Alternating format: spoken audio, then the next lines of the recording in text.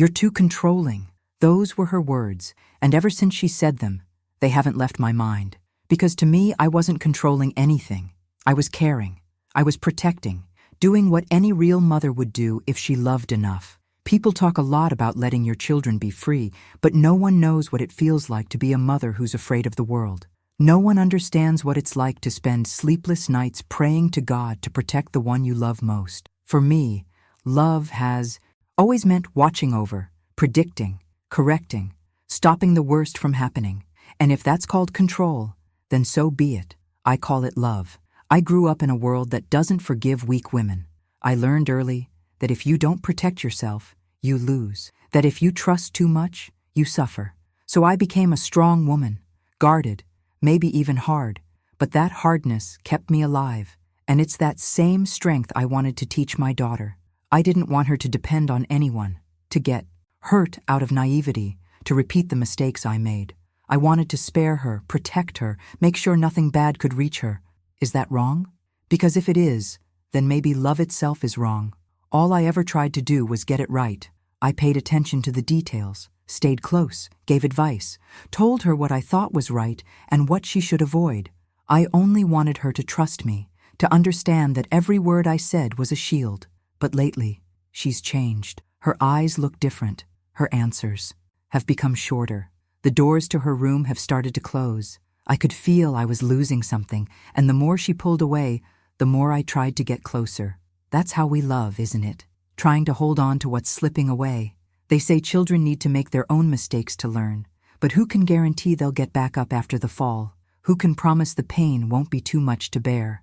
I know what it's like to make mistakes and pay a high price for them. I know what it's like to cry through sleepless nights, wishing someone had stopped me in time. And that's why I do what I do. Because I've seen the world take everything from me once, and I swore it would never do the same to her. Not while I'm still breathing. But time is cruel to those who love too much. It changes everything, except the instinct to protect. She grew up, but I kept trying to shield her, as if she were still a little girl. I didn't notice when what once felt like affection started to sound like pressure, or when my presence started to feel like a burden. All I know is that now, everything I say seems to be taken as control. And honestly, I don't know what else to do to make her understand that what I feel is love. A mother's love. Love that worries, fears, and insists. And maybe you, the one listening to me right now, know exactly what I'm talking about. Because this story might be mine, but it could also be yours. Maybe you too have a daughter who thinks you're overdoing it. Maybe you too are trying to understand where care ends and control begins. So I need to know where you're watching me from. Tell me in the comments, your city, your state, your country. Because I know that no matter where we are in the world, there are mothers living the same story. And today, that's what we're going to talk about. You know, sometimes I find myself remembering when my daughter was still little. It was just me and her against the world. I didn't have much, but whatever I had, I gave. I did everything I could so she would never feel what I felt as a child. The absence of someone who truly cared, who looked after me, who stayed. I remember waking up early, making her breakfast, packing her backpack, and even after a long day of work, still finding the strength to sit and listen to her stories from school. I smiled, even with a heavy heart, because seeing her smile made me forget my exhaustion. In those moments, I truly believed I was building a safe future, that if I gave her my best, she would grow up surrounded by love, and the world wouldn't dare touch her. But time has no mercy on mothers who raise their children alone. You get used to fighting for everything, against everything. And without realizing it, I began to believe that control was the purest form of love. I told myself I was just caring, but the truth is, I was afraid. Afraid to see her suffer, afraid she'd make the wrong choices, afraid life would be as cruel to her as it was to me. Because once you've known pain, you'll do anything to keep it from touching the ones you love. And that's how I became this vigilant woman, watching, correcting, trying to predict the unpredictable. At every stage of her life, I felt like the world was trying to take away my right to protect her. When she wanted to go out alone for the first time, my heart raced. When she asked to sleep over at a friend's house, it felt like the ground was slipping from under me. I pretended to be calm, but inside I was in turmoil. I said, "Take care," but what I really wanted to say was, "Don't go." And still, I let her. But every step she took away from me felt like a test, a challenge to the promise I once made to myself, that nothing and no one would hurt her as long as I existed. When I look back, I realize that from the very beginning, I wanted to be everything for her: mother, father, friend, teacher, guide. And maybe, in trying so hard to be everything, I forgot to let her be who she wanted to be. I know to some people that might sound like too much, but only a mother understands the fear that takes over when you see your child pulling away. It feels like the world is waiting, ready to take the little piece of you that's left. I always believed that if I stayed close, if I watched every step, she'd be safe. And that belief guided me for years. I raised my daughter on my own, and that made me tough. When you're a woman alone, you learn that you can't afford to fail, because no one will be there to catch you if you fall. So I couldn't make mistakes. I couldn't relax. I couldn't show fear. I had to be strong, even when I was breaking inside. And that strength, which once felt like my greatest virtue, slowly turned into armor. But armor, while it protects, also blocks the embrace. I didn't realize that while I was trying to shield my daughter from the world, I was building a wall between us. She grew up watching a mother who never stopped, who always had an answer, who seemed to be everywhere and nowhere at the same time. And I thought that was the right thing to do. I thought setting an example meant never wavering, never showing weakness, never saying, "I don't know what to do." But children don't need heroes. They need presence. And deep down, even though I was there all the time, she began to feel that I was far away. The love I thought I was holding on to started slipping through my fingers. Still, I truly believe that everything I did came from love. I see mothers today being criticized for caring too much, for wanting to know where their children are, who they're with, what they're doing. They call it invasion, lack of trust.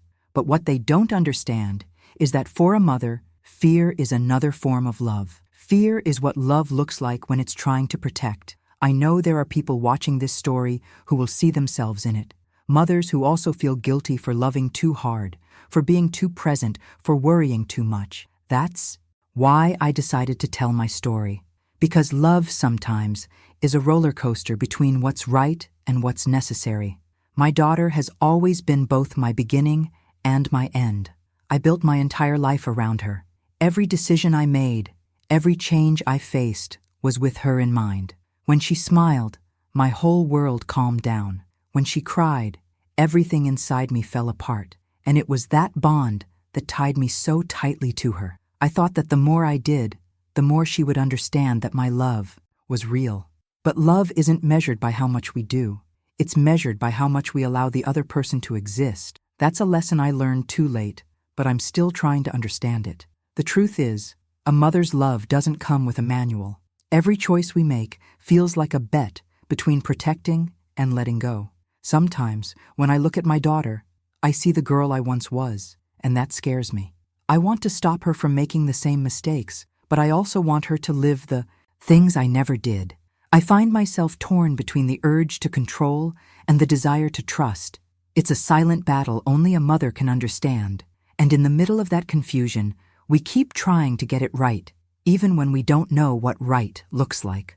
I'm proud of everything I built, of giving her a decent life, a good education, a home where love was never missing. But sometimes, what weighs the most isn't what we failed to do, it's what we did too much of. And I can't help but wonder if, in my excess of care, I ended up leaving too little room for freedom. Still, I don't blame myself, not yet, because deep down, I believe every mother has the right to try to protect what she loves most, even if that means being misunderstood. These days, things between us aren't easy. She has her own life now, her plans, her secrets. I try to accept it, but I'll admit, it's hard. Sometimes I feel like I'm learning how to be a mother all over again, only this time to a daughter who doesn't need me in the same way anymore. It's as if the role that defined me my whole life is changing right before my eyes. And that change hurts. It hurts because love doesn't know how to stay quiet. It doesn't know how to love from a distance. A mother's love wants to take part, to interfere, to be there.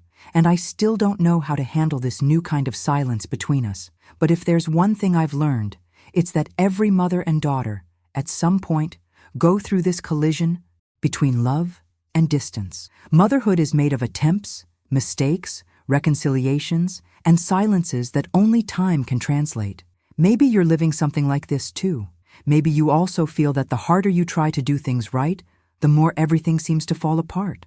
I know how that feels, and you're here because this story is speaking to you, because in some way, it's touching something deep inside. And that's why you need to subscribe to this channel now. Every word here was made for you, to heal, to comfort, to remind you that you are not alone. Every story is a soul's embrace for those who feel deeply, who have loved, lost, tried, started over, and still believe in the power of love, even when it hurts. So click the subscribe button and stay with me, because what comes next might help you understand your own story in a way no one ever has. I started noticing the changes almost without realizing it. Small things that once went unnoticed suddenly started to feel heavy. The way she answered me, the colder tone, the lack of interest in talking. Before, she used to tell me everything, her dreams, her friends, even her disappointments at school.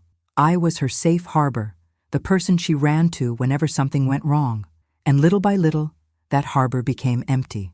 I'd come home from work and see her room dark, the door slightly open, and a silence that never used to exist between us. At first, I tried to pretend it was just a phase, that she was growing up, maturing, and that soon, everything would go back to how it was before. But a mother's instinct knows when love starts to change places. I still remember the first dinner when I realized something was truly wrong. The table was the same. The smell of the food was the same, but her eyes no longer met mine. She moved the food around her plate, distracted, her phone beside her, answering with short words. I tried to make conversation, asked about college, her friends, anything to break the silence. Hanging between us, she just said, "I'm fine," and went back to looking at her screen. That sentence cut through me like a knife. It wasn't what she said, it was what she didn't. It was everything hidden between the pauses, in the short breaths, in the distance that somehow fit inside the same house. That night, lying in bed, I replayed the scene over and over. I tried to find where I went wrong. Was I being too harsh? Had my way of caring crossed the line?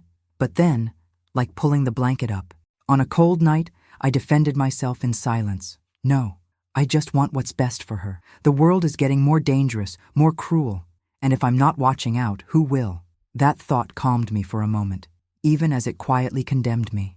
As the days went by, those little distances became routine. Conversations turned into monologues. Affection turned into obligation. When I hugged her, she hugged me back with her body, but not with her soul. It was as if love had lost its warmth. I tried to make up for it by doing even more. More advice, more care, more attention. I thought that if I showed her I was still there, she would start trusting me again, like before. I didn't realize that what, to me, was proof of love, to her, felt like intrusion.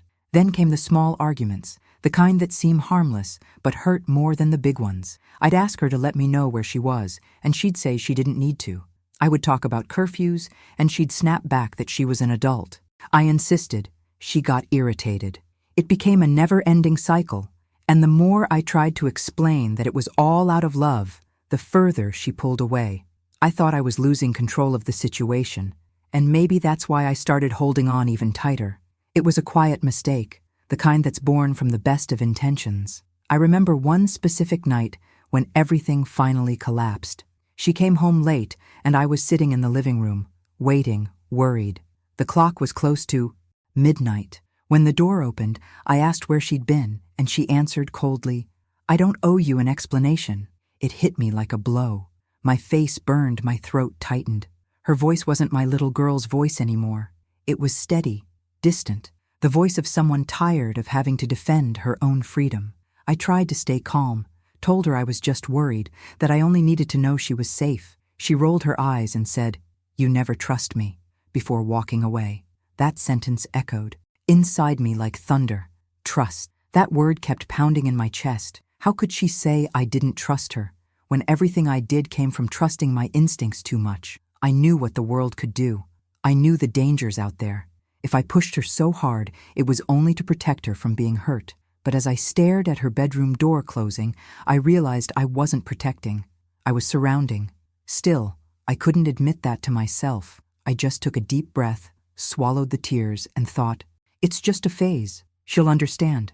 In the days that followed, the house sounded different. Her footsteps were quicker, our talks shorter, her laughter rare. I tried to hide my discomfort, but inside me, the anxiety grew. Every time she went out, I counted the hours. I checked my phone every few minutes, waiting for a message, any sign. And when she took too long to reply, my imagination tortured me. I caught myself repeating the same gestures my own mother used to make, the same phrases I swore I'd never say. And without realizing it, I was becoming the woman I'd always feared turning into, the one who confuses love with fear. I started justifying everything to myself. I told myself that's just how it is, that mothers suffer in silence, that daughters only understand once they grow up.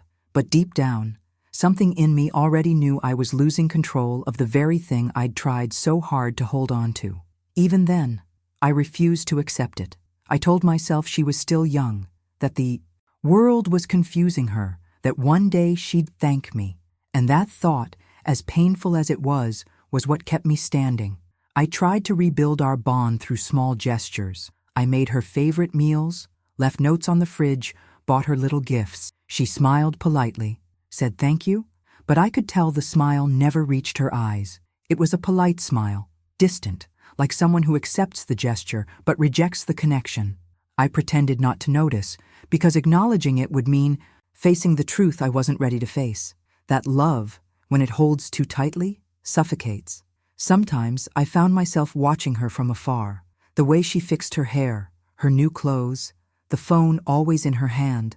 I saw a woman growing right before my eyes, and at the same time, I missed the little girl she used to be. It felt like I was losing them both, the daughter growing up and the child who would never return. That feeling broke something inside me, because that's what a mother's love is, a mixture of pride and fear, of joy and mourning. We rejoice when our children learn to fly, yet we grieve when we realize they no longer need our arms. Even through it all, I still believed I was right. That time would bring back understanding, that she'd see everything I did was out of love. I told myself every mother goes through this. That distance is natural, that soon comes the missing, the forgiveness, the embrace. I repeated that to myself like a prayer, because accepting the opposite, accepting that my way of loving was hurting her, would have been too painful. But love has a curious way of showing us the truth. It doesn't shout, it seeps in. It starts as small cracks, until one day the ground gives way. And deep down, I could feel that moment coming. The distance between us wasn't just a phase anymore. It was the beginning of something bigger, something I didn't yet know how to name. I tried not to think about it, tried to believe everything would go back to normal, but a mother's heart, even when it denies it, knows when something is about to change. I didn't know it then, but that would be the beginning of the hardest part of our story, the part where love starts to sound like silence and care turns into conflict. I thought I was still in control, but in truth, control had let go of me long ago. The days grew heavier. The house that once smelled of coffee and laughter now felt filled with silence and tension. I'd walk through the rooms trying to find traces of when everything was still light, but all that remained were memories and a knot in my throat. She barely spoke to me, and when she did, she seemed to measure every word, careful not to give me a reason to interfere. I tried to act normal, to hide the discomfort, but a mother's love can feel when something is about to break, and then it did. It happened on a Sunday afternoon, the kind of day that should have been peaceful, but instead became the turning point between us. She had gone out without telling me, and came back hours later, her face tired, her eyes distant. I was sitting in the living room, waiting, my heart racing, my hands sweating. As soon as the door opened, I asked where she had been. My voice came out louder than I intended. She took a deep breath, dropped her bag on the couch, and said with disdain, "I went out. Do I have to tell you every step I take now?" Her words hit me hard. I told her it wasn't about reporting her every move. It was about respect. She laughed, that kind of laugh that mixes irony and hurt, and said, "Respect? "Mom, respect isn't living under your rules." The silence that followed was deafening. I tried to control my anger, but my voice trembled as I spoke. I told her it was my duty to care, that she had no idea how much I worried, that the world wasn't safe. And that's when she shouted, "You're too controlling." Those words echoed through the house like thunder. "You're too controlling." They hit me so deep it felt like the air had been ripped from my lungs. For a moment, I couldn't answer. I just stood there, staring at her, trying to understand how all the love I had given could be seen as a prison. I opened my mouth to speak, but no sound came out. All I could feel was a storm of indignation and pain. I told her she didn't understand, that all I ever wanted was to protect her, that it was my job as a mother. She shot back that I wanted to control even the way she breathed. The words got sharper, heavier. I told her she was being ungrateful, that she had no idea the sacrifices I'd made. She replied, "I never asked you to." And the more we spoke, the more love got lost between the lines. I remember looking at her and seeing not my little girl, but a wounded woman trying to break free from something she didn't yet know how to name. And on the other side, there was me, a desperate mother trying to hold on to a love slipping through her fingers. It was a battlefield where neither of us wanted to hurt the other, but both came out wounded. The tears came before I could stop them. I told her she couldn't talk to me like that everything I did was out of love, that one day she'd understand, when she had a child of her own. She looked at me with teary eyes and said, "I don't want to be a mother like you." That destroyed me. It felt like the ground had been ripped out from under my feet. I wanted to respond, to scream, to defend myself, but I just stood there, trying not to fall apart. I couldn't understand how the love that had always guided me had become the reason for her distance. After that fight, everything changed. The silence between us grew heavier, denser. I tried to start conversations, but she shut down. And still, I kept believing I was right, that the problem wasn't my care, it was how she saw it. I told myself that one day she'd understand, that one day she'd come back. But as the days went by, I started to miss even the arguments. At least, when we fought, there was still sound, there was still emotion. Now there was only emptiness. I'd hear her walking around the house, talking softly on the phone, laughing at things I didn't know. And inside me grew a strange mix of longing and jealousy. I didn't want to admit it, but it hurt to realize that the world out there was taking the place that once belonged to me.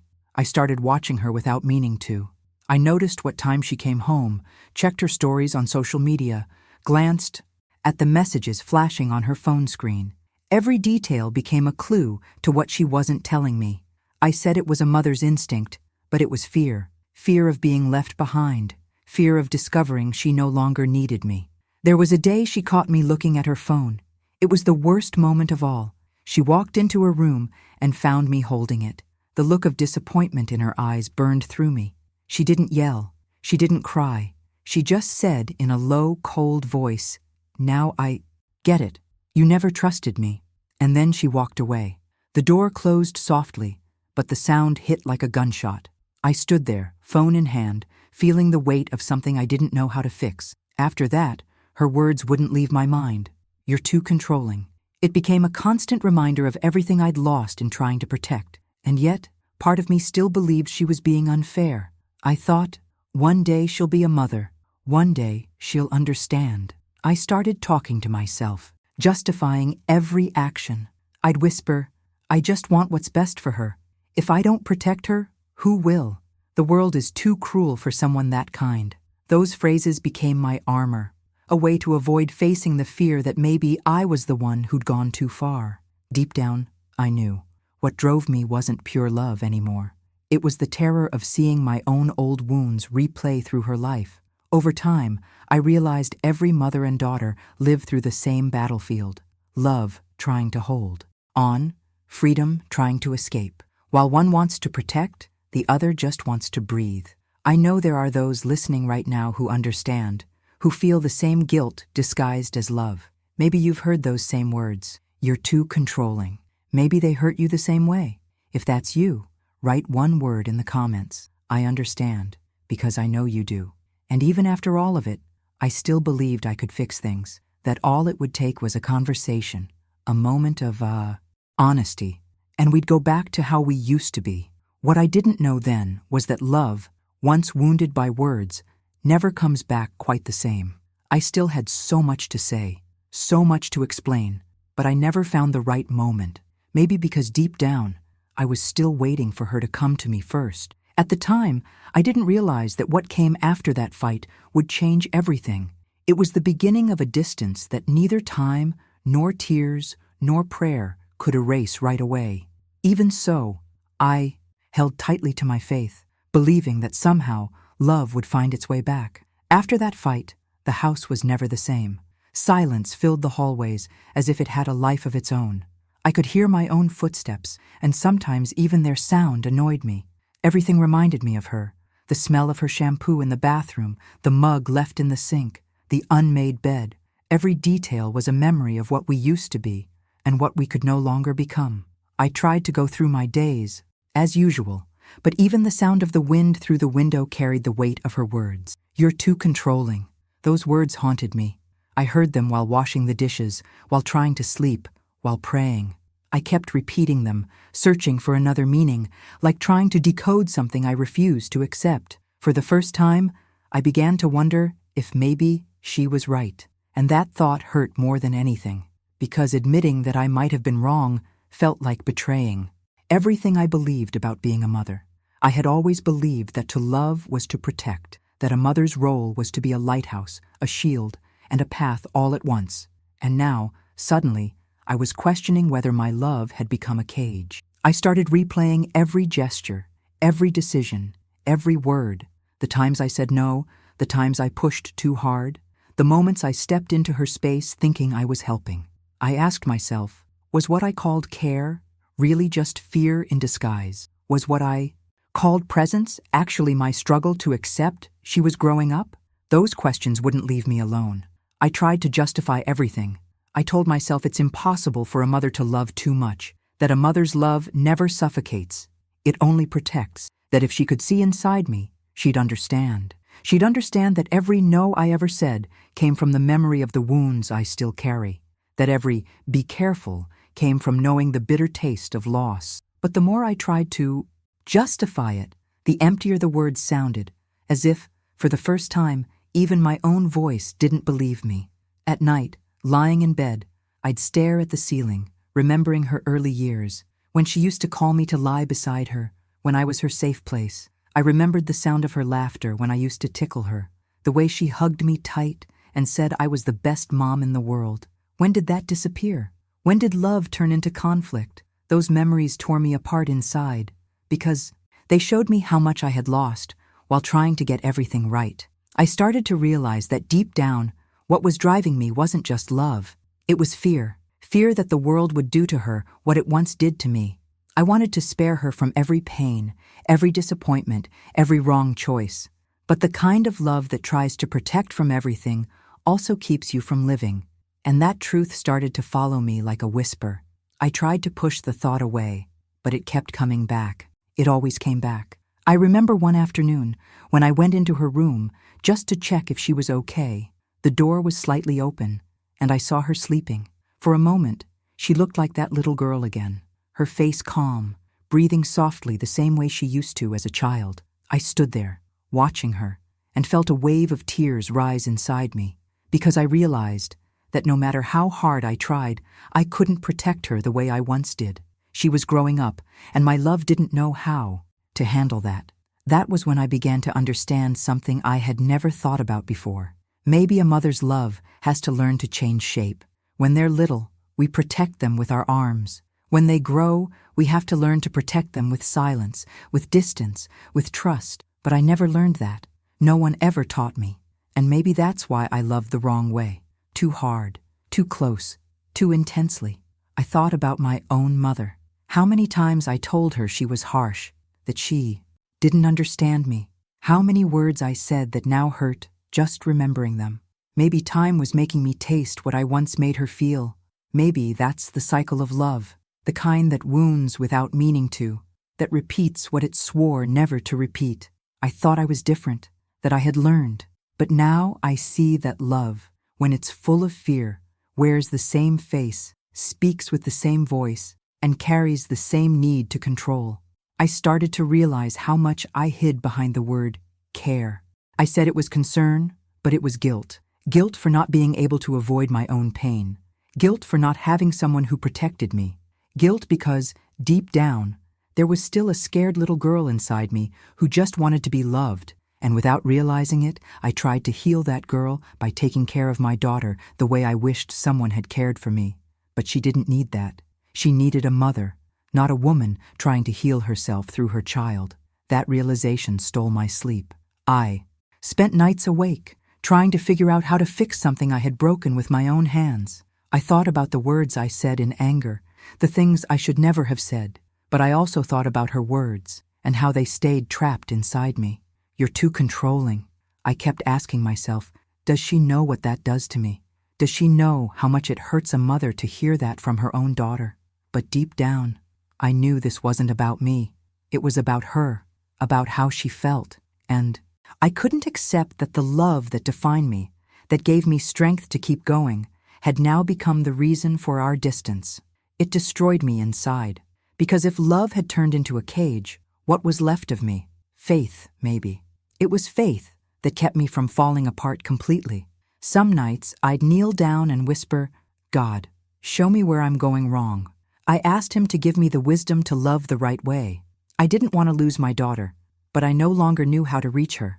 It felt like there was a wall between us, and I was on the outside, knocking, begging to be let in, but she couldn't hear me. And the more time passed, the more I missed her. Her laughter, her presence, the rhythm of our days. I tried to pretend I was fine, but every memory shattered me.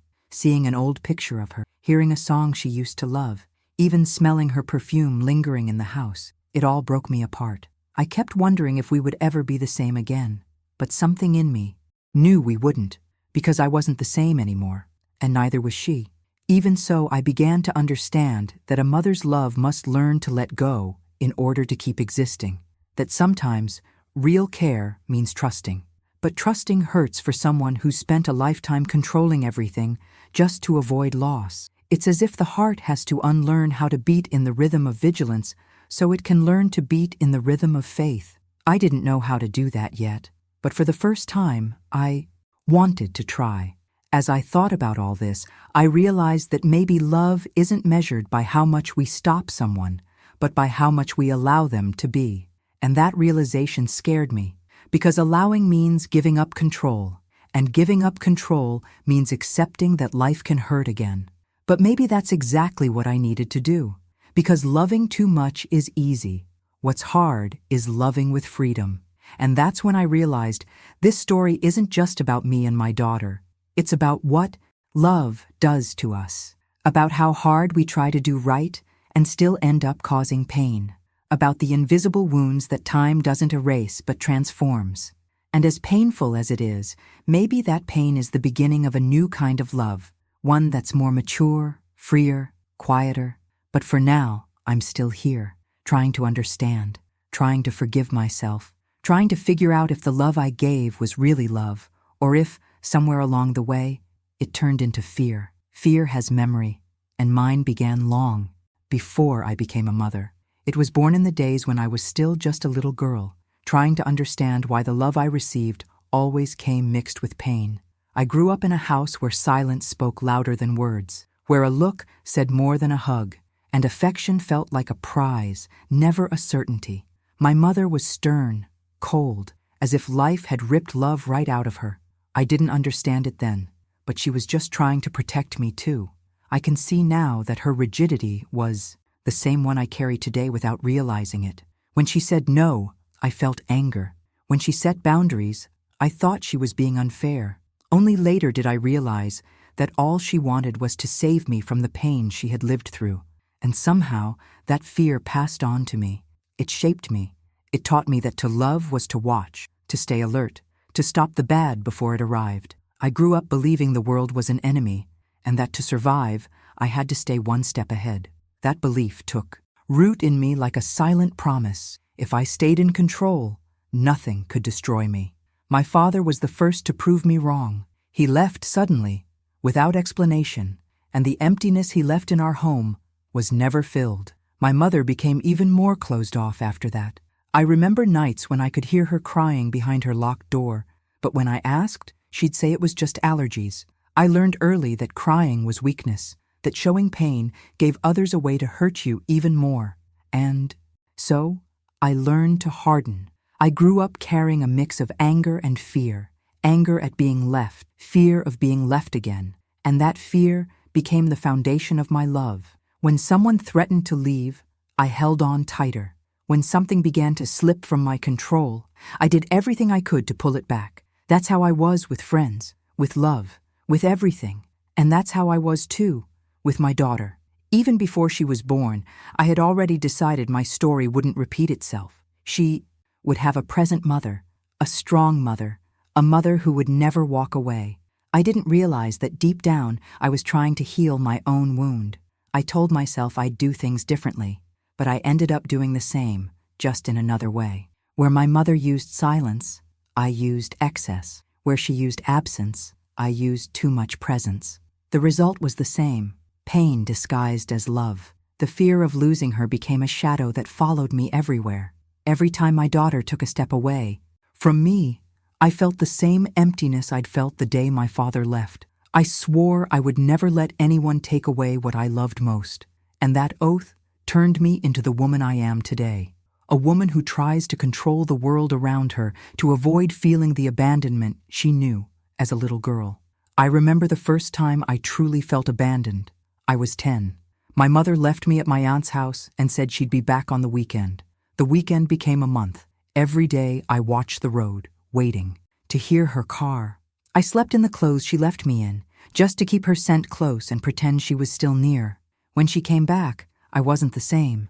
Something inside me had hardened. I never waited for anyone again. From that day on, I learned not to depend, not to ask, not to believe that love stays. That was the first promise I made to myself. Never wait again.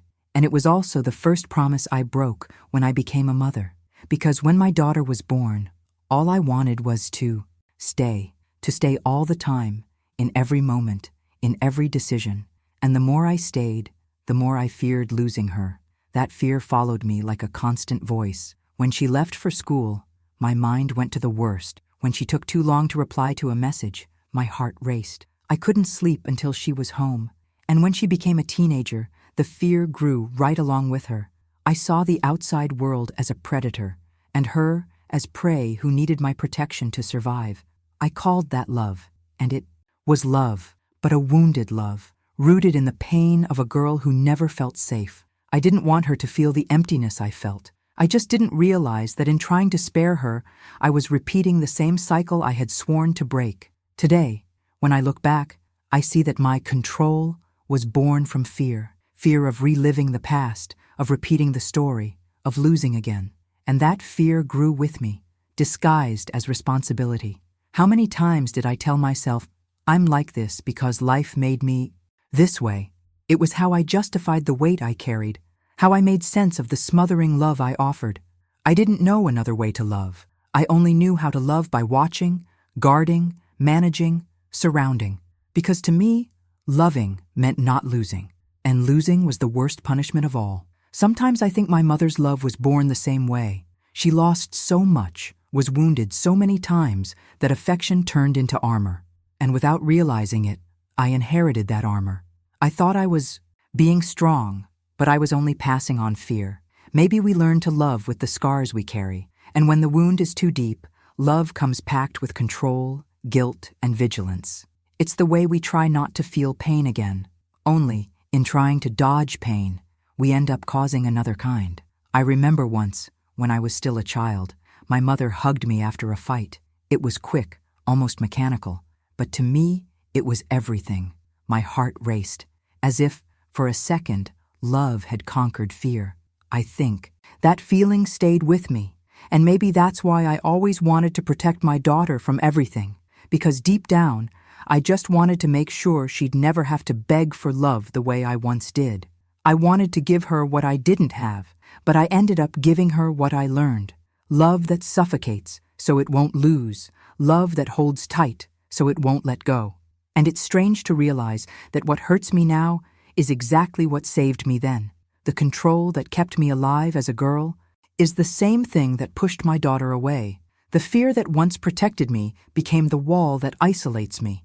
And maybe that's the hardest part to accept. Love born from trauma carries the same poison it's trying to fight. Still, something in me believes this pain can be transformed, that fear can become wisdom, that control can turn into trust. Maybe the first step is admitting that I'm still that little girl trying to understand love, only now with lines on my face and a daughter across from me wearing the same look I once had. The cycle is still open, and I need to find a way to break it before it repeats itself again. And that's why you need to subscribe to this channel right now, because here, we talk about the wounds time can't heal on its own, the stories that could be yours, the truths no one dares to say out loud. Every video is a mirror that reveals what silence tries to hide, the pain of mothers who loved too much, of daughters who pulled away, of women still trying to forgive themselves. Subscribe now, because what comes next will help you understand where your own pain was born. And more than that, it will help you turn it into strength. Her distance didn't happen all at once. It wasn't a clean cut, not a declared goodbye. It was a slow, almost invisible drift that started with small things, and by the time I noticed, it had turned into silence. She started going out more, talking less, looking less. I tried to convince myself it was normal, that every daughter needs her own space, but inside me there was a constant fear, a tightness in my chest that wouldn't let me breathe in peace. The love that once filled our home now echoed through empty rooms. Her laughter, the soundtrack of my days, was replaced by a silence that seemed to scream. I heard that silence in everything, in the hum of the refrigerator, in the wind against the windows, in the clock that kept ticking, even when I wished time would stop. The first night she didn't come home was the longest of my life. I sat on the edge of my bed and stared at my phone, waiting for a message that never arrived. The hours crawled, and my heart pounded. I called, and she didn't pick up. I texted, and those 2 blue check marks killed a little more of me. Every minute of waiting was a cruel reminder that I no longer had any control. For the first time, I felt what it really means to be powerless. I, who always had an answer, who always found a way, could do nothing but wait. When the sun came up, I was still there, my eyes burning, my hands cold. I looked in the mirror and barely recognized myself. The tired face, the lost gaze, fear stamped into every line of my skin. Fear of having failed, fear that she wouldn't come back, and worst of all, fear that even if she did, I had already lost her. She came back at the end of that day. She walked in quietly, avoided my eyes, and went straight to her room. I wanted to hug her, but my body wouldn't move. I wanted to speak, but my voice wouldn't come. I just stood there, watching her climb the stairs, like witnessing a goodbye in slow motion. The door closed, and that sound was the cruelest I've ever heard, because it wasn't just a door. It was the end of a bond I had tried with all my strength to hold on to. In the days that followed, she barely left her room. When she did, she passed me like you pass a stranger. "Good morning," turned into a distant nod. "I love you," turned into silence. The house felt different, and so did I. Her absence weighed so heavily that even the air felt dense. I cooked her favorite meals and left the plate on the table, but it stayed untouched. I left notes she didn't read. I spoke, and the sound of my voice seemed to fade before it reached her. With every failed attempt to get closer, a piece of me broke. And even so, I kept trying. I kept believing that love alone could heal any distance. But love, when it's been wounded, doesn't heal overnight. It needs silence, time, and space. And I, of all people, never knew how to handle any of the 3. One night I stood outside her bedroom door with my hand on the knob. I wanted to knock, to ask to talk, to tell her I missed her, that it hurt not to have her near. But the fear of hearing silence as an answer stopped me. I stood there for a long time, until I gave up. I sat on the hallway floor and cried. I cried like I hadn't in years. I cried like that 10-year-old girl who waited for her mother to come back and didn't know when. The emptiness began to change everything in me. Daily tasks lost their meaning. Routine became just a way to fill the silence. I washed, cleaned, cooked, but my mind was always on her. Every corner of the house held a memory. Her towel in the bathroom, the jacket on the chair, the hairbrush on the dresser. everything screamed her absence. Love, which once felt like presence, now hurt like an open wound. As the weeks went by, she started spending even more time away. She'd say she was studying, meeting friends, taking care of things. I knew it was just a way to avoid me. I pretended to believe it because it was easier than admitting she didn't want to be near me. Every time the door closed behind her, my heart clenched. I felt abandoned all over again, by my daughter, by time, by life. It was as if the story had chosen to repeat itself, no matter how hard I fought it. Her room became unfamiliar territory. I'd go in when she wasn't home, just to breathe in her scent. I'd stand there looking at her things, like someone trying to understand a language they no longer speak. Sometimes I found letters, notes, scribbles, and I'd read them all, trying to discover what was happening inside her. I wanted to know when she started seeing me as the enemy. I thought that if I could figure that out, I could fix it. But what I found was the portrait of a young woman trying to find herself on her own, and I realized she might need to get a little lost to truly find her way. Even then, it was hard to accept. A mother's love doesn't know time or reason. It persists, even when everything seems lost. I kept imagining the day she'd come back, the day she'd understand I only wanted to care for her. I fed that hope like tending a weak flame, trying to keep the wind from blowing it out. But life's wind is strong, and at some point, she decided to really leave. She said she needed space, that she wanted to live on her own, that she couldn't stand the weight of my presence anymore. Her words were knives. I tried to argue, said it was dangerous, that she wasn't ready, that the world out there wasn't kind. But she only said, "I need to try, Mom, even if I fail." I wanted to beg her to stay, but something inside me knew it wouldn't help. I saw the suitcase in the corner, the key in her hand, and realized she had already left before she ever walked out the door. I stood there watching her go, everything in me screaming to run, after her, to stop her, to not let her leave. But this time, I stayed. I watched until the gate closed, and when the sound echoed, I felt something inside me close with it. The days that followed were a desert. The house felt too big, too cold, too quiet. Her scent still lingered everywhere, but her absence weighed more than any memory. Sometimes I thought I heard her footsteps in the hallway, and my heart would race. But it was only the wind, the same wind that now slipped through the cracks and carried away what was left of my peace. I started talking to myself, making coffee as if she were still going to sit with me, staring at my phone, waiting for a message that never came. And on the nights when sleep wouldn't come, I replayed every moment, every word, every gesture that was misunderstood. It was like watching a movie of my own life and realizing that, in the end, the main character couldn't stop the ending she feared most. A mother's love survives even in absence, but her silence began to consume me. Sometimes I thought about calling, but pride held me back. Other times I wondered if maybe she was better off away from me. And as painful as that thought was, it brought me a strange peace, because if she was okay, then maybe I'd done something right. But when night fell and the loneliness grew heavier, the fear returned.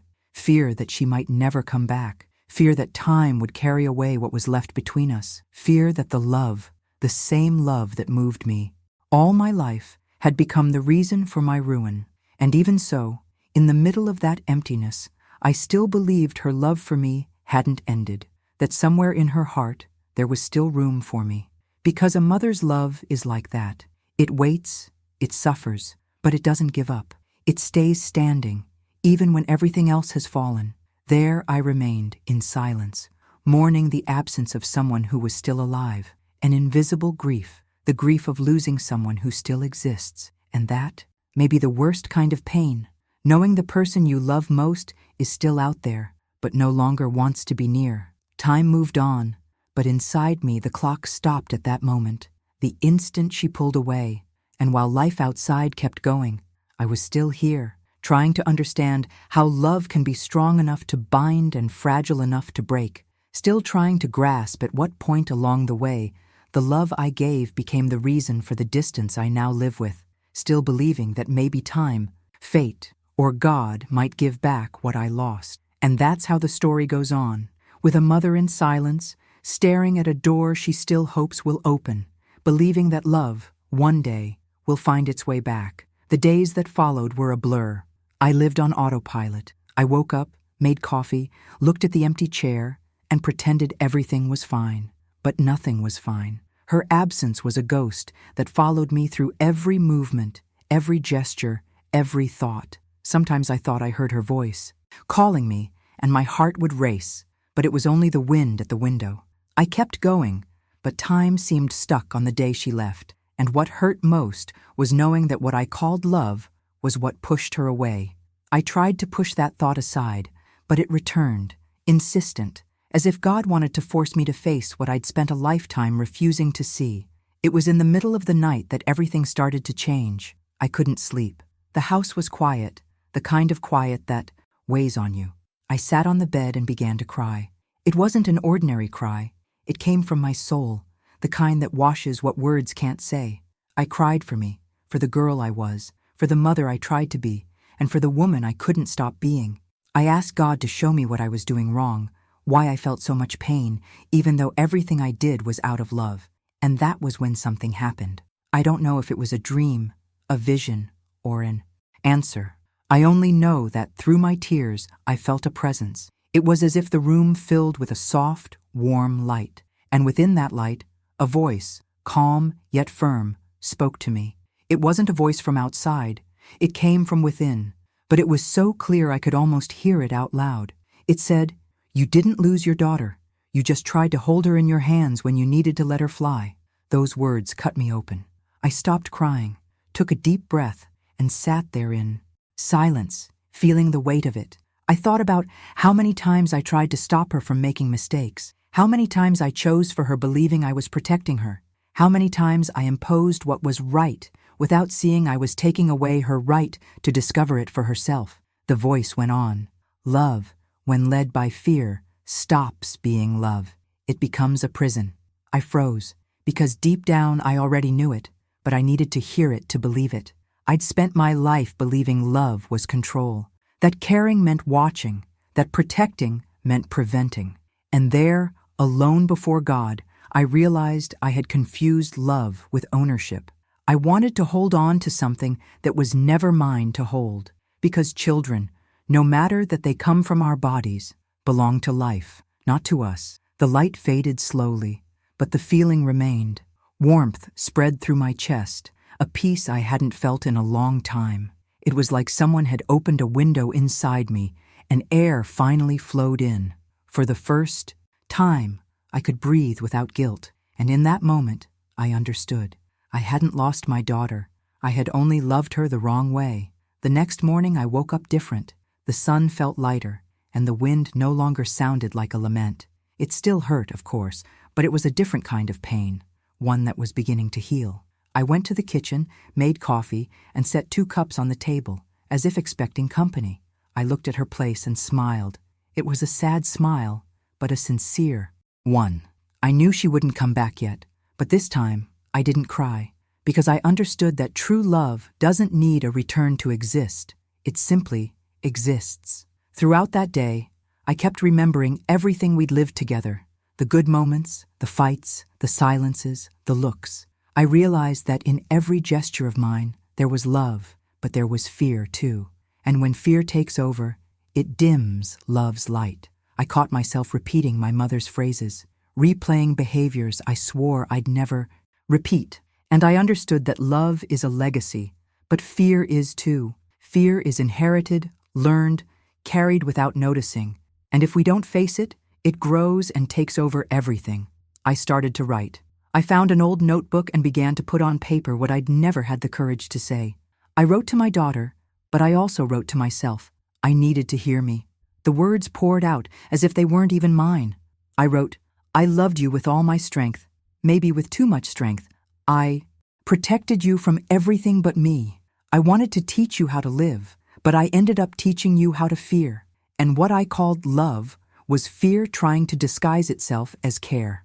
When I finished, I closed the notebook and held it tight. It felt like I had lifted a weight off my chest. I didn't know if she would ever read those words, but writing them already set me a little free. There, between tears and memories, I realized a mother's love doesn't have to be perfect to be true. It only has to be honest. The days began to pass differently. I still missed her. It still hurt, but the pain was no longer the center of everything. I began to pray differently too. I stopped asking God to bring her back and started asking Him to take care of her wherever she was. I asked that she be happy, even far from me. And as I prayed, I realized true love isn't the love that holds on. It's the love that sets free. And in setting free, it frees itself too. Sometimes I catch myself looking up at the sky and thinking that love and fear live side by side, fighting for space inside us. And deep down, it's up to us to choose which one will guide our actions. I spent most of my life letting fear decide for me. But now, for the first time, I wanted to try living by love. In this new season, I started noticing signs in everything. A song on the radio that reminded me of her. A random message that felt like an answer to my prayers. A butterfly landing on the window on a day when all I wanted was to cry. It was as if the universe kept saying, "There's still time. There's still love." And I began to believe it. I learned that God has a delicate way of teaching us what we refuse to see. Sometimes He doesn't shout. He simply goes quiet. And it's in that silence that we finally hear what we need to hear. Her silence was my school. It was through that silence that I discovered how much fear was running my life. And as much as it hurt, I needed that emptiness to see clearly.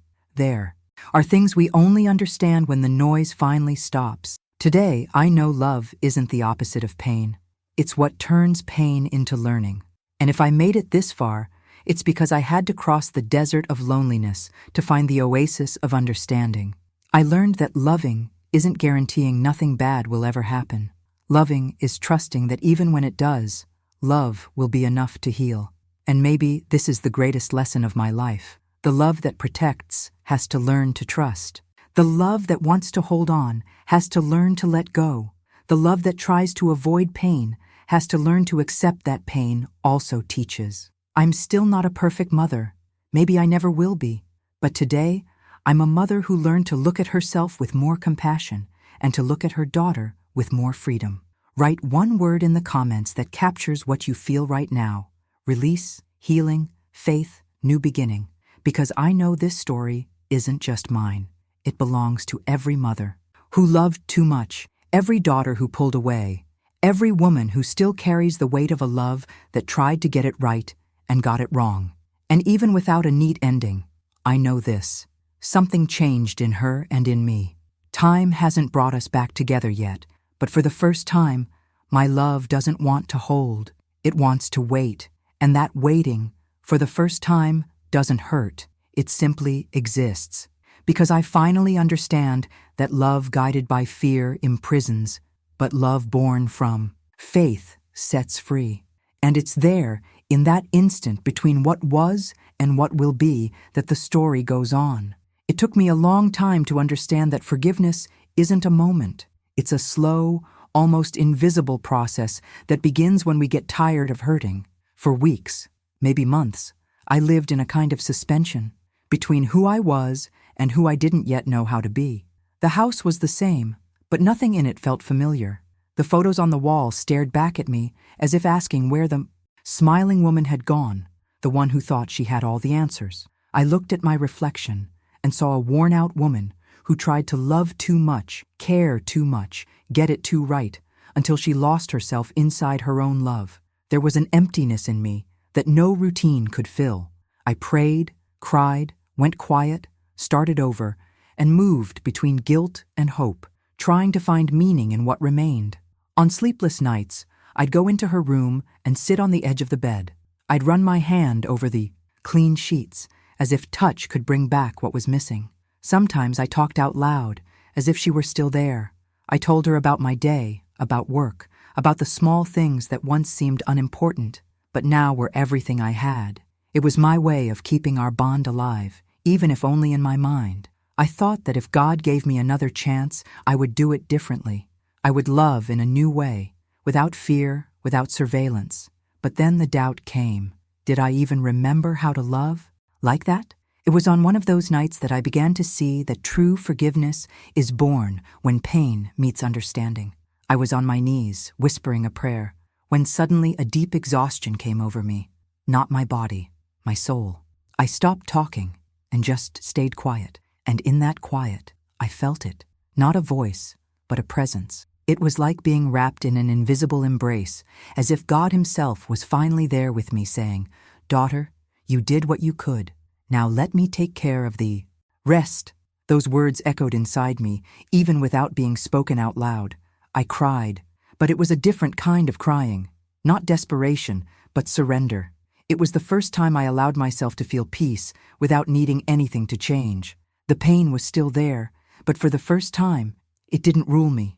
It simply existed, like an old memory beginning to dissolve. The next day, the sun felt different. Not because the world had changed, but because something in me had. I made coffee, opened the windows, let the air in. For the first time in a long while, I didn't cry when I looked at the empty place at the table. I just breathed. The bird song, the smell of coffee, the light through the curtains. Everything felt like a reminder that life was still happening, even without her here.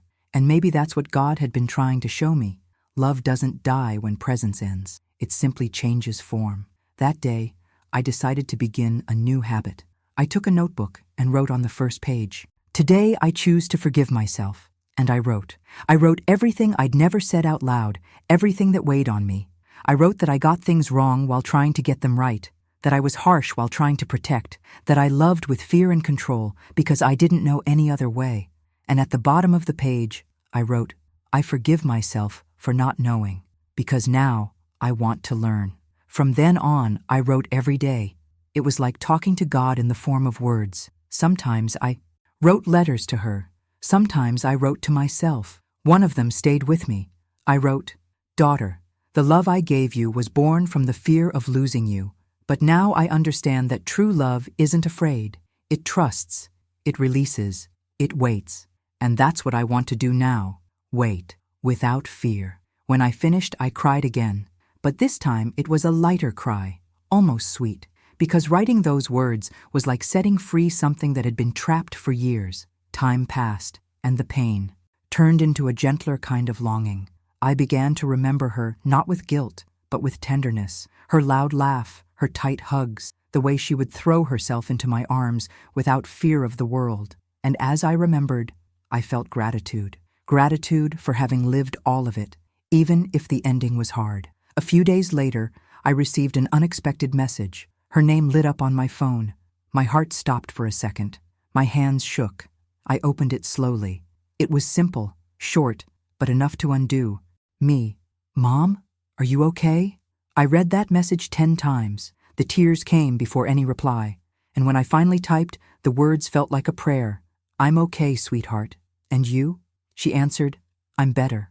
I want to see you." That sentence changed everything. I stared at the screen, trying to believe it was real. My whole body trembled. I sat down, closed my eyes, and thanked God in silence. I didn't ask for anything else. I just gave thanks. I knew that moment wasn't an accident. It was an answer. An answer to every tear, every prayer, every night I asked Him to care for her when I couldn't. The next morning, I woke up early. My heart was pounding out of my chest. I prepared the house like someone getting ready to be reunited with her own soul. I didn't know what to say, didn't know if she was coming back to stay, but I knew that this time I didn't want to speak through fear.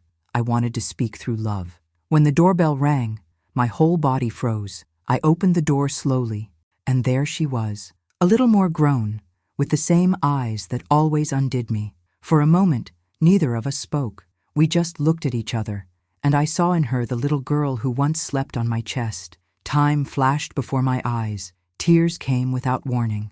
She gave a timid smile, and, before I could say anything, she hugged me. It was a long, deep embrace, filled with everything words could never say. I breathed in the scent of her hair, felt the warmth of her skin, and realized that in that moment, none of the past pain mattered. The present was piecing itself back together right in front of me. She whispered, "I'm sorry, Mom." And I answered, with my voice catching, "You don't have to be. I was wrong too." And that was it. But those few words were enough. Because when forgiveness is real, it doesn't need speeches. You recognize it in the eyes, in the touch, in the silence. After that reunion, I began to see life differently. The house had sound again, scent again, life again. She didn't move back in, but she started visiting. She brought flowers, brought laughter, brought fresh air. I realized that when love is healed, it's reborn different, more mature, lighter, freer. I stopped trying to be the perfect mother. I decided to be the possible one. I stopped planning every step she would take. I learned to listen without correcting, to welcome without demanding, to trust without fear. And in this new way of loving, I discovered something I never imagined, that her freedom was also mine.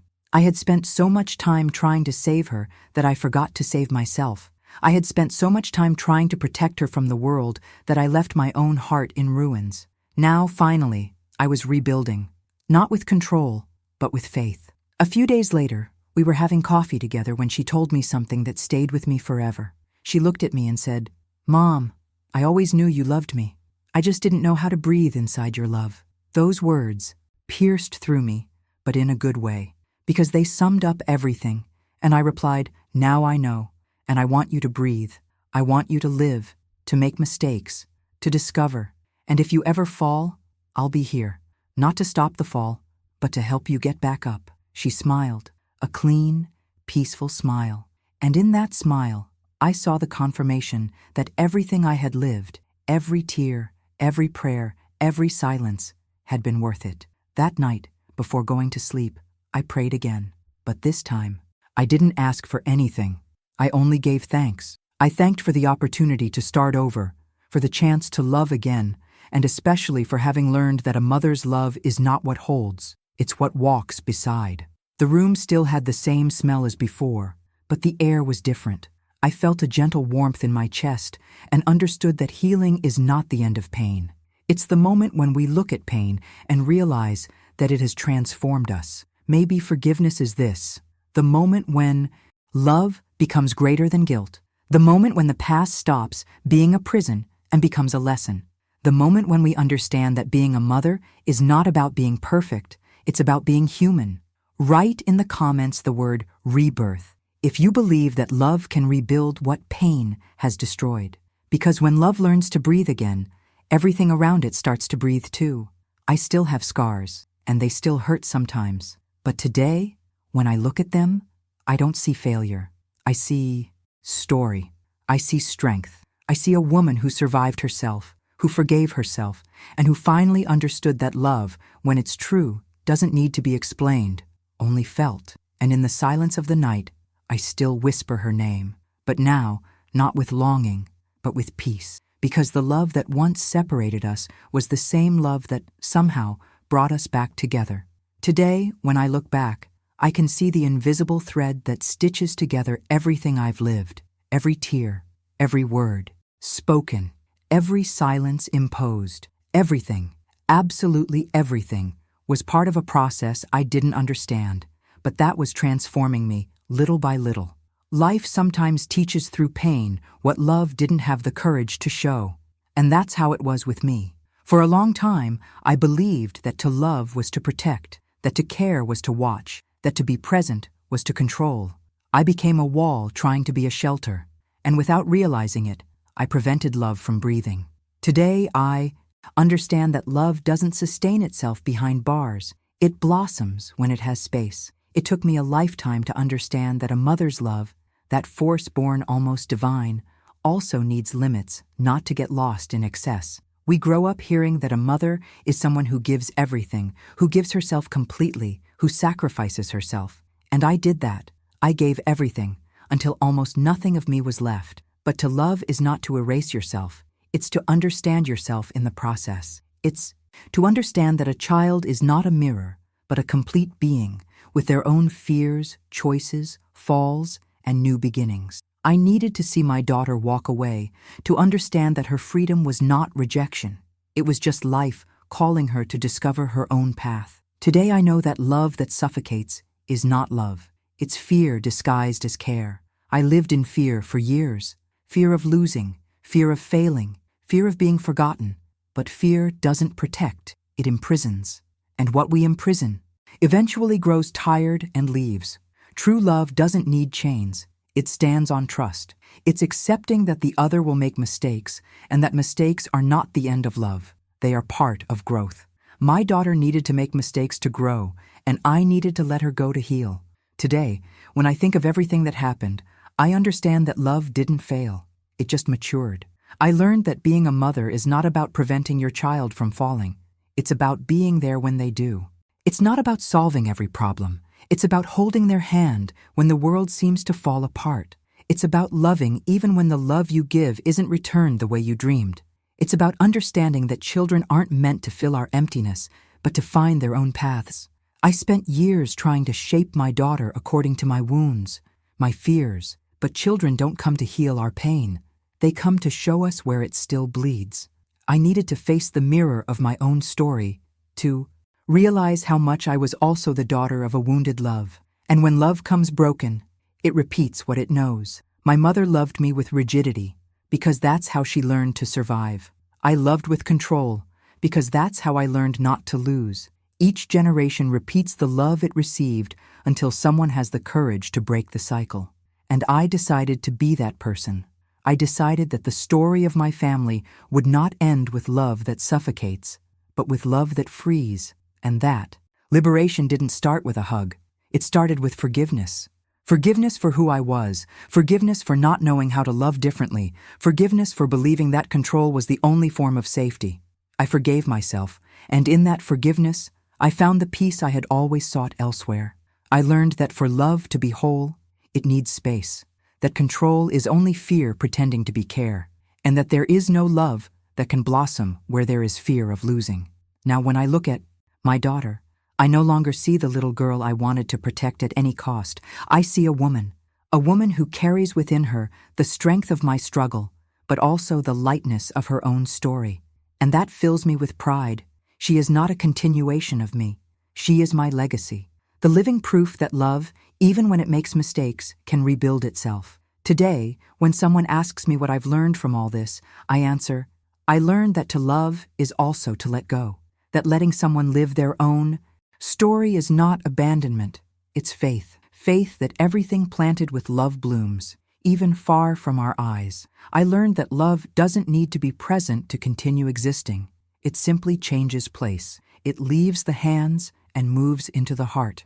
Motherhood taught me that love has no fixed shape. It transforms all the time, as life changes, as we change. At first, love is instinct, it's protection. Later, it's learning. Then it becomes trust, and one day it becomes freedom. To love is to accept that everything that comes from us must, at some point, depart from us, because it's only in the departure that love proves how true it was. I now understand that there is no weakness in crying, nor guilt in failing. Strength isn't in control, it's in trust. And, as paradoxical as it may seem, the greatest power of a mother is knowing when to stop trying to control her child's destiny. It's letting love act on its own.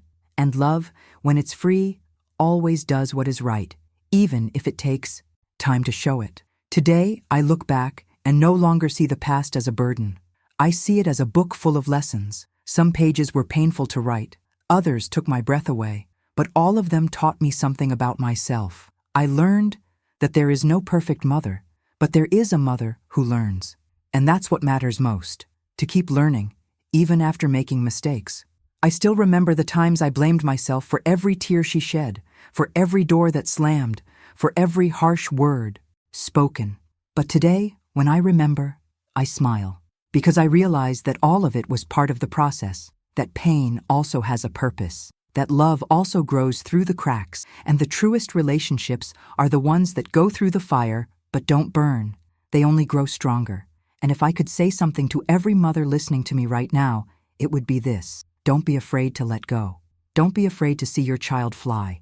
They come back. They always come back. Maybe not the same way, maybe not to the same place, but they come back. Because a mother's love is the only kind of love that survives any distance. It transcends time, pain, and silence. It lives even when everything else dies. That's why today, I choose to love lightly.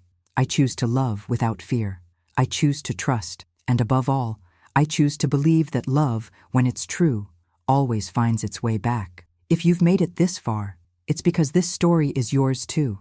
Because in some way, you also carry in your chest a love that hurt, a guilt that weighs you down, or a longing that doesn't go away. So, before you go any further, do something for yourself. Subscribe to this channel now. Here, every word is a mirror for those who feel too deeply. Every story is an embrace for those who carry wounds the world can't see. This is your space to heal, to understand, to breathe. It's not just a channel. It's a refuge for those who need to remember that it's still possible to begin again. There are truths that only time reveals, and when it does, we understand that nothing was ever by chance. The pain that once felt like punishment becomes wisdom. The love that once seemed lost was only learning how to rebuild itself. Life is like that. It takes, it gives back, it changes direction, but it never misses the destination. Today, I know that everything has a purpose, that the falls taught me what calm seas never could, that true love doesn't shout, it understands, it doesn't demand, it allows, and above all, that forgiveness is the bridge that turns guilt into peace. No love is ever lost when we learn to look at it with honesty. It just changes shape and keeps existing.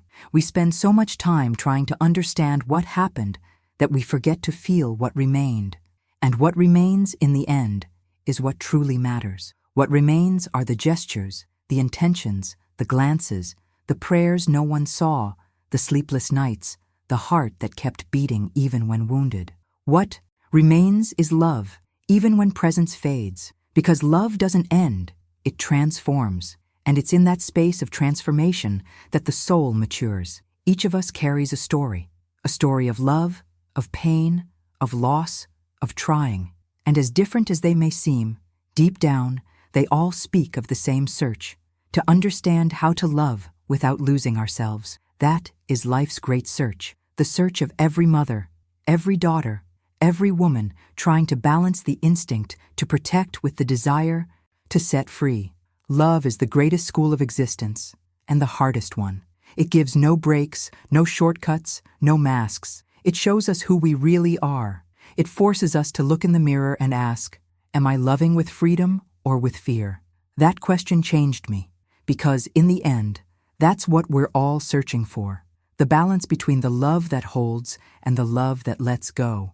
And that's what every story told here is about. The exact point where love meets the line between protecting and letting go. That's where life reveals itself. That's why this channel exists. It's not just a space for stories, it's a space for mirrors. Mirrors that show what the world tries to hide, what we feel but never say. So before this video ends, I want to ask you something simple but powerful. Write in the comments one word that describes what you felt. Just one. It can be healing, freedom, faith, peace, or whatever your heart wants to say. And tell me where you're watching from. Your city, your state, your country. I want to see how far this chain of emotion has reached. I want the world to know that there are women in every corner of this earth living, feeling, and being reborn in silence every day. Now, before you go, click on the next video appearing on your screen. It's not the continuation of this story, but it belongs to the same universe. It carries another secret, another truth, another awakening.